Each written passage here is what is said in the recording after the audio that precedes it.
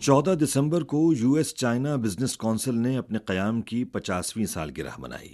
امریکہ میں چینی سفیر شیفنگ نے تقریب میں شرکت کی اور اپنے خطاب میں کہا کہ اگلے سال چین اور امریکہ کے مابین سفارتی تعلقات کے قیام کی 45ویں سالگرہ منائی جائے گی۔ انہوں نے کہا کہ چین امریکہ تعلقات ایک نئے نقطۂ آغاز پر آ رہے ہیں اور معاشی اور تجارتی تعاون کے نئے مواقع بھی پیدا ہو رہے ہیں۔ شیفنگ نے کہا کہ چین امریکہ تعلقات میں 3 خوشخبریاں دیکھی گئی ہیں۔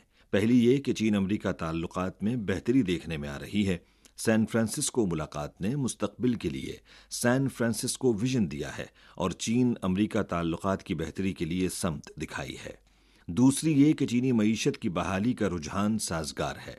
پہلی 3 سہ-ماہیوں میں جی ڈی پی میں 5.2% کا اضافہ ہوا اور اب بھی چین سرمایہ کاری کی بہترین اور دنیا میں سب سے زیادہ ممکنہ مارکیٹ ہے۔